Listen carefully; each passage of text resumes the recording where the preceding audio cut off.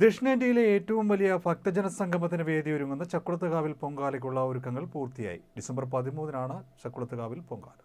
കൈകളിൽ പൂജാദ്രവ്യങ്ങളും നാവിൽ ദേവീസ്തുതികളുമായി വനിതകൾ അണിമുറിയാതെ എത്തുമ്പോൾ ചക്കുളത്തുകാവും പരിസരവും കാർത്തിക പൊങ്കാലയുടെ പുണ്യം നുകരുകയായി. ഡിസംബർ 13-നാണ് ചക്കുളത്തുകാവിൽ പൊങ്കാല നടക്കുക.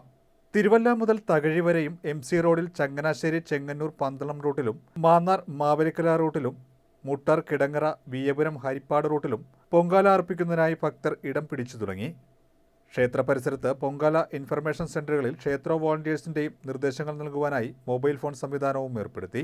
ക്ഷേത്രത്തിൽ എത്തിച്ചേരുന്ന ഭക്തജനങ്ങൾക്ക് പ്രാഥമിക ആവശ്യങ്ങൾക്കായി സ്ഥിരം സംവിധാനങ്ങൾക്ക് പുറമെ താൽക്കാലിക ശൗചാലയങ്ങളും ഏർപ്പെടുത്തി. കൂടാതെ വിവിധ സാമൂഹ്യ സാമുദായിക സാംസ്കാരിക രാഷ്ട്രീയ സന്നദ്ധ സംഘടനകളുടെ ആഭിമുഖ്യത്തിൽ പ്രവർത്തനങ്ങൾ സജ്ജമാക്കിയിട്ടുണ്ട്. 3001 സ്ഥിരം വോളണ്ടിയേഴ്സിന്റെ സേവനം ലഭ്യമാക്കി കഴിഞ്ഞു. പോലീസ്, KSRTC, ആരോഗ്യവകുപ്പ്, fire force, KSCB, water authority, excise, water transport, revenue തുടങ്ങിയ വിവിധ വകുപ്പുകളുടെ സേവനം സജ്ജീകരിച്ചിട്ടുണ്ട്. ചക്കുളത്തുകാവ് ശ്രീ ഭഗവതി ക്ഷേത്രത്തിലെ ഈ വർഷത്തെ പൊങ്കാല മഹോത്സവത്തിൻ്റെ ക്രമീകരണങ്ങളെല്ലാം തീർന്നു കഴിഞ്ഞിരിക്കുകയാണ്.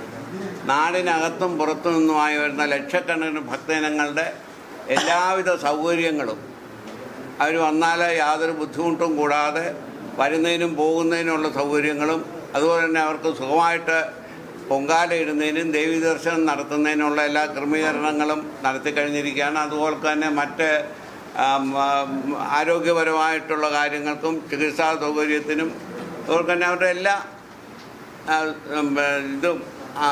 എല്ലാ പ്രവൃത്തികൾക്കും വേണ്ടി എല്ലാ ക്രമീകരണങ്ങളും തീർന്നിരിക്കുകയാണ്. അപ്പം വെള്ളിയാഴ്ച ദിവസം രാവിലെ 10:30 പണ്ടാര അടുപ്പിൽ തീ പകരുന്നതോടുകൂടി പൊങ്കാലയുടെ തുടക്കം കുറിക്കുകയാണ്.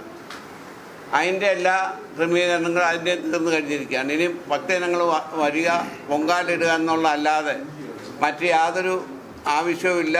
അത് പൂർണ്ണമായിട്ടുള്ള ക്രമീകരണങ്ങൾ നടന്നു കഴിഞ്ഞിരിക്കുകയാണ്. അതുകൊണ്ട് എല്ലാ ഭക്തജനങ്ങളെയും സ്വാഗതം ചെയ്തു കഴിഞ്ഞിരിക്കുകയാണ്.